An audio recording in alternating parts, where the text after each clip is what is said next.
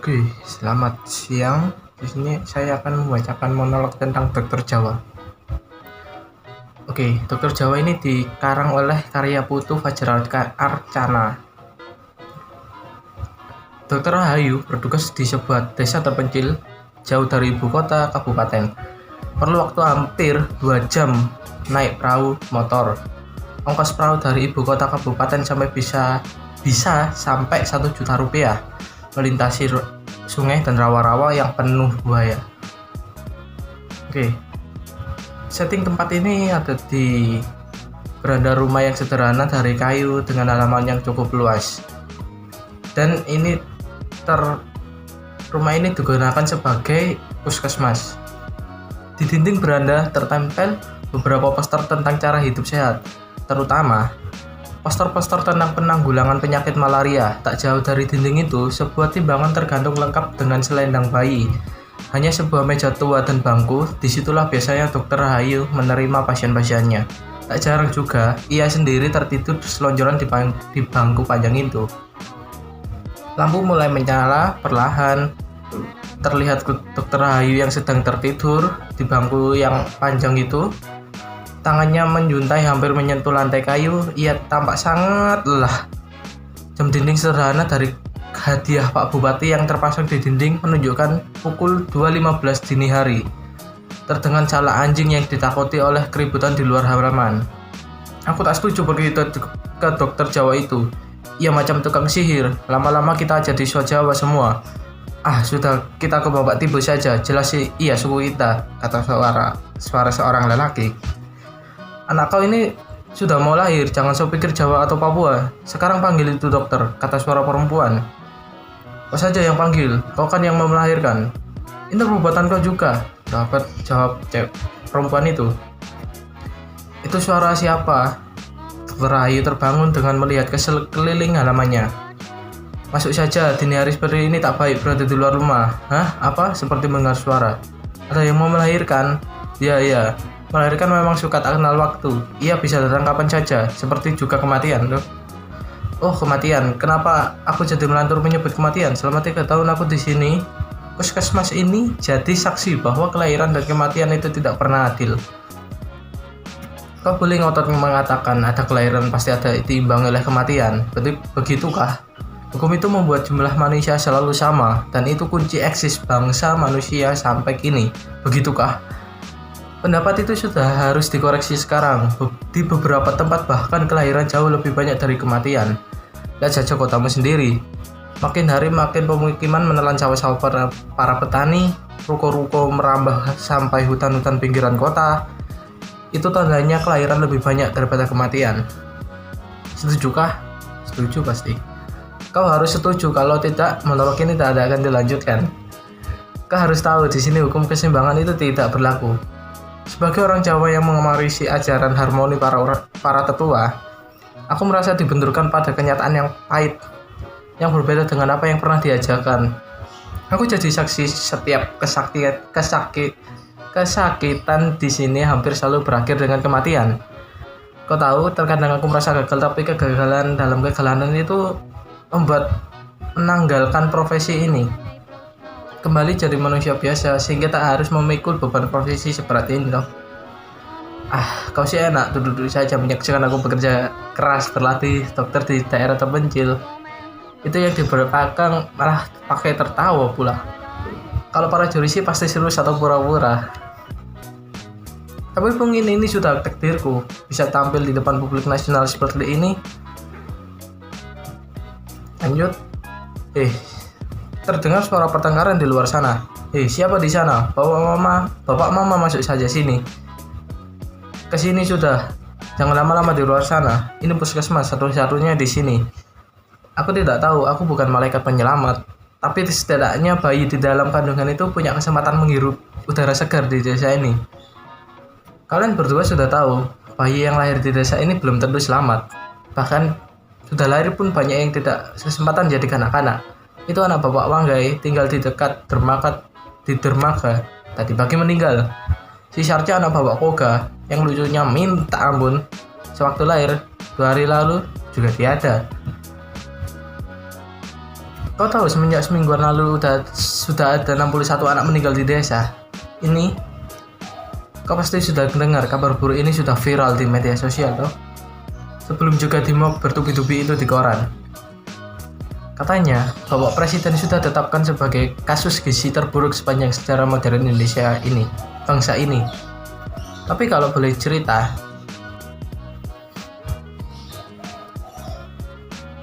dulu ada kasus desa ini kehabisan beras. Asal kau tahu saja, kita ambil beras dari kota, kabupaten, pakai perahu. Itu makan 2 hari lamanya. Pas waktu itu perahu membawa beras katanya pecah, tertabrak batang kayu di sungai. Orang-orangnya pun habis dimakan buaya. Mereka semua mati hanyut di sungai. 3 bulan nggak ada beras. Anehnya warga itu ramai-ramai ke puskesmas. Mereka tuduh semua Pak sebagai dalang semua ini adalah aku. Aku ingat Bapak Tibo sebagai kepala suku bicara, kalau suku bicara paling keras. Dia bilang begini, kami ini orang primitif, jangan kau permainkan. Kami juga ingin makan beras seperti orang-orang di Jawa. Kami ingin modern seperti kau. Tolong kau bawa beras untuk kami. Ketika kau coba untuk bicara, Pak Tibo tiba-tiba memerintah kau untuk diam. Kau minta saja presiden utus orang-orang Jawa supaya cepat kirim itu beras. Kami ini bukan cuma lapar, tapi juga ingin maju toh. Bapak Kolga yang dari tadi di belakang maju ke depan, kulitnya hitam gosong seperti dibakar. Orang-orang warga desa ini memang masih jarang yang pakai baju. Saya mau bicara, maaf Pak Tibo. Dokter Hayu cuma membantu kita orang yang sudah lama-lama sakitan. Dokter ini juga sudah bantu lahirkan kita punya anak-anak. Semua sukarela, tak minta ongkos. Jadi dia tidak punya urusan dengan beras. Bapak Tibo memotong.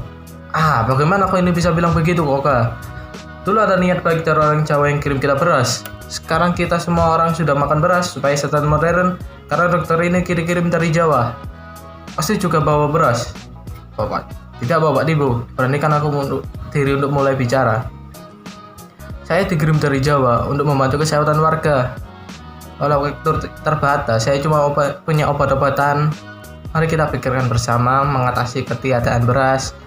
Saya punya usul bagaimana kalau sementara kita kembali makan sagu. Bapak Tibo menjawab, mana pula bisa begitu kau bicara? Zaman presiden dulu ada bilang, kalau orang Papua mau modern harus makan beras. Kalau itu sagu hanya perpanjang penderitaan, kami tak mau lagi makan sagu. Sagu penderitaan, karena kami ingin modern toh. Sekarang coba pikirkan supaya kami dapat beras. Kau pasti berpikir orang-orang di sini kaku dan keras kepala kan? Selama di sini aku justru banyak belajar bagaimana mereka berpikir mengambil keputusan. Mereka selalu berpikir lurus, konsisten, teguh, pegang janji. Iya justru yang justru aku harus manfaatkan dengan baik. Tidak seperti yang suka mencela-mencele. Sekarang pilih ini, besok pilih itu. Tergantung siapa yang kasih rezeki. Bapak Tibo begini, kataku kepada kepala suku itu, saya boleh tanya. Dia mengangguk. Bapak Tibo dulu dilahirkan mama setelah kerja sama dengan ada bapak bukan? Walau ia tampak bingung, tapi wajahnya jadi lucu ketika ia bilang, untuk apa kau tanya-tanya itu? Tanpa mereka mana bisa kita ini ada, begitukah? Waktu mama bapak kerja sama, mereka makan apa toh? Kulihat mukanya bertambah lucu. Setelah celinguan, seolah melihat warga, ia bilang, saya pasti makan sagu. Aku tahu ia mulai terjerat. Langsung saja aku tarik jerat agar mudah melintir lehernya. Set. Tangan seperti melempar jerat lalu menariknya. Ketika lehernya cukup dekat, aku katakan kepada dia, nah, bapak dan mama saja sudah makan sagu, kenapa kita orang tidak? Yang menjawab dengan memelas. Orang Jawa sudah bilang, kalau kau berhenti makan sagu dan mulai makan beras, kau pasti modern. Tidak lagi disebut primitif. Kami di sini jadi orang modern toh. Bapak Tibo, jadi modern tak harus makan beras. Orang Belanda makan beras, tapi roti dari gandum. Karena gandum hidup di tanah Belanda. Nah, kalau di tanah Papua kan tumbuh sagu. Kenapa nggak diolah saja sagu menjadi roti?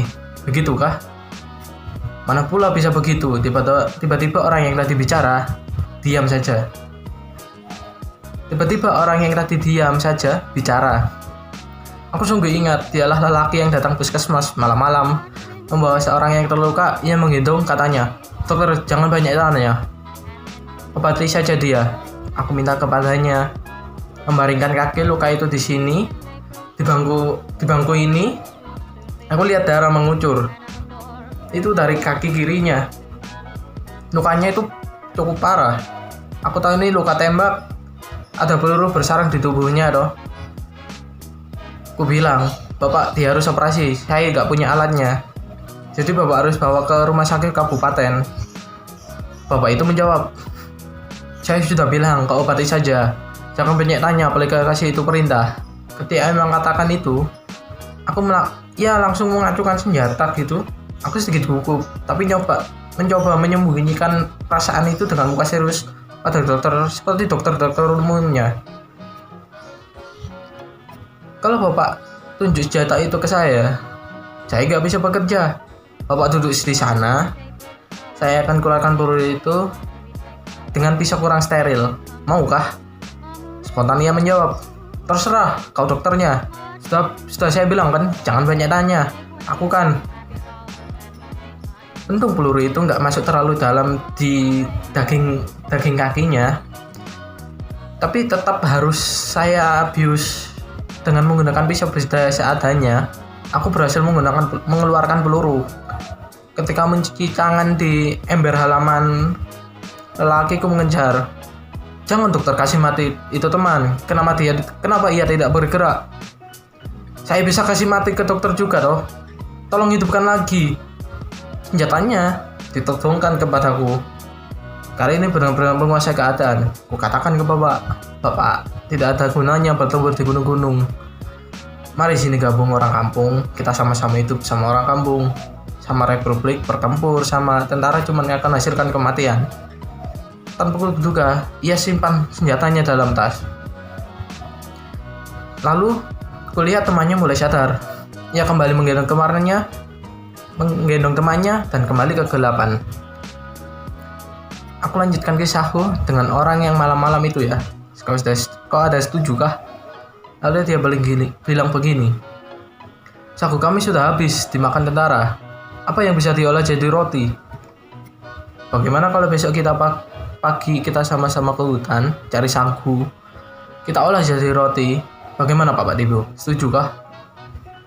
Kami memang kemudian sama-sama ke hutan. Tapi kita kaget karena pohon sagu sudah nggak ada lagi, hampir habis.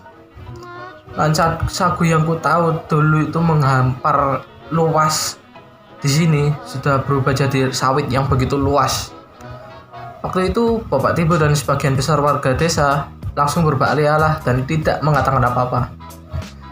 Sejak itulah sikapnya mulai mengeras. Ia tetap ngotot ingin makan beras dan pemerintah di Jawa harus bertanggung jawab pada keadaan di sini. Seluruh tragedi kekurangan gizi di sini itu karena pemerintahan Jawa mengganti sagu dengan beras, padahal beras tidak pernah ditanam di sini, sehingga harus didatangkan dari luar pulau. "Apa? Mau melahirkan? Kenapa tidak langsung masuk saja ke puskesmas? Mari bapak mama masuk, setiap kelahiran apapun keadaannya harus diberi kesempatan untuk hidup." Disitulah terus terang aku merasa gagal sebagai dokter.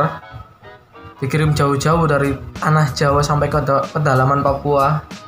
Di sini di tengah-tengah kekayaan alam yang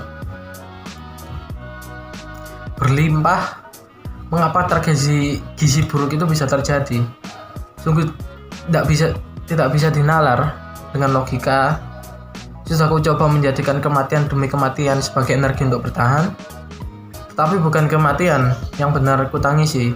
Hidup menderita di tengah kelimpahan berkah, itulah jadi soal. Sekarang, bagaimana mungkin di surga terjadi kelaparan? Sampai suatu hari, seorang transmigran asal Bali yang tak tinggal jauh dari desa ini menyentak hidupku. Kebetulan ia kemari untuk berobat karena desanya belum ada puskesmas. Ia cuma bilang, hidup itu harus menanam, tidak bisa langsung memetik hasilnya. Kalimat itu betul sederhana, Begitu sederhana, tapi membuatku berpikir sepanjang malam. Warga di sini dulu memang sebagian hidup dari menangkap ikan di sungai dan sebagian mencari sagu untuk dijual. Tetapi setelah sungai tercemar karena limbah pohon sawit itu, pohon sagu juga ditebang untuk digantikan oleh sawit. Kehidupan warga benar morat-marit, kacau balau. Dengan sedih harus kuceritakan padamu. Tuh, anak-anak cuma disuguhi batok sama sabut kelapa muda. Para orang tua makan buah nipah yang banyak tumbuh di rawa-rawa toh. Itu pun kalau masih ada. Itulah seperti yang sudah aku baca kemudian di koran-koran yang viral di media sosial. Desa ini dilanda bencana gizi buruk. Aku merasa harus bertanggung jawab atas kejadian ini. Rencana semula yang aku ingin pulang ke Jawa. Aku pulang ke Jawa untuk menjenguk ibuku. Aku pendam untuk sesaat agar bisa membantu warga-warga di pedalaman Papua ini. Aku tahu Bapak Tibu tidak pernah sepaham denganku, tapi di ujung pendadaannya hanya kebersamaan yang bisa hidup bersama kita. Dokter Kahayu, katanya suatu hari, masuk untung kami punya dokter, beras tidak lagi penting bagi kami, karena kami bisa hidup dari apa saja. Ini, kami ada bawa Hipere. Kami tahu dokter juga sudah lama tidak makan beras toh. Silakan dokter. Aku kaget bukan main. Ya, bawakan segenggam ubi banyak gitu. Itu adalah makan yang sangat istimewa karena di bencana seperti ini tuh dapatkan segenggam ubi itu susah. Terus belum sempat ku tanyakan kepada mereka itu bagaimana ia mendapatkan Hipere itu. Bapak Tibu berkata lagi, nanti malam kami ada gelar bakar batu. Kami undang dokter ke desa. Setelah itu Bapak Tibu pergi tanpa ngomong apapun lagi. Aku cuma diam terpukau di halaman puskesmas gitu.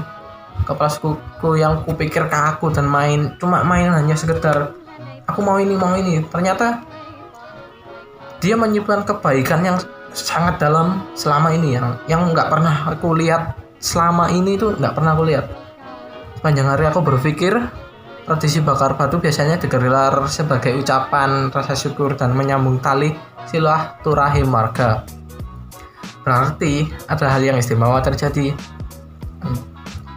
Bapak Tibu berbicara, tenang dokter, kami tahu dokter muslim, jadi kami pakai itu babi, kami ganti. Kami cuma bakar daun dan Hipere. Yang menyambutku di gerbang kampung toh. Sebelum benar-benar tiba di tengah desa, aku bertanya kepada Bapak Tibu, Bapak, jika boleh tahu, semua ini, seluruh Hipere ini yang dibakar pakai batu. Bapak Tibu hanya tersenyum. Ia tak segera menjawab. Pria berbadan kekar walau usianya di atas 60 tahun cepat menuntunku ke keramaian warga. Di tengah-tengah kampung, warga membuat lingkaran mengelilingi api. Mereka sedang membakar batu-batu sebesar genggaman orang dewasa segini. Kau pasti tidak kenal upacara batu kan? Nah, kalau belum tahu, gampangnya gini. Cari di internet. Nah, kasih itu. Aku cuma ingin katakan, di tengah kerumunan, warga itu terdapat orang-orang yang berasal dari luar kampung. Mereka dengan cekatan itu melakukan pekerjaan bakar batu, langsung memasukkan Hipere, dedaunan hutan sebagai sayurnya. Aku tahu bro, tradisi bakar batu ini lebih banyak dilakukan oleh suku-suku pegunungan Jayawijaya. Karena di Jayawijaya itu penghasil Hipere yang bisa banyak menghasilkan itu di Jayawijaya. Nah, di antara kerumunan warga lokal yang malam itu kasih kita selamat dari kelaparan, kata Bapak, ada sosok yang berbeda yang aku tangkap. Seorang di antaranya yang ku kenali itu ada transmigran Bali yang pernah berobat ke puskesmas yang ditemani 5 orang lainnya, mungkin sama warga transmigran. Silakan dokter, saya kenalkan ini orang kasih kita selamat dari kelaparan, kata Bapak Tibu. Setelah memberi salam kepada transmigran, para pemuka suku pedalaman, aku bertanya, jadi Bapak yang sudah membawahi mereka ke kampung ini? Seorang yang berpakaian seperti kepala suku jawab, kami menanam ini semua di tanah Papua, tentu untuk Indonesia. Nah, silahkan saudara-saudara sendiri, kata-kata kepala suku dari pedalaman itu maknai sendiri sesuai hati kalian, sesuai apa yang kalian pahami. Saya mohon permisi, ada pasien yang menunggu di luar. Bapak, Mama, ayo masuk sini. Sudah puskesmas ini terbuka untuk siapa saja. Tidak perlu takut sama dokter Jawa. Kita semua bersaudara toh. Selesai. Makasih.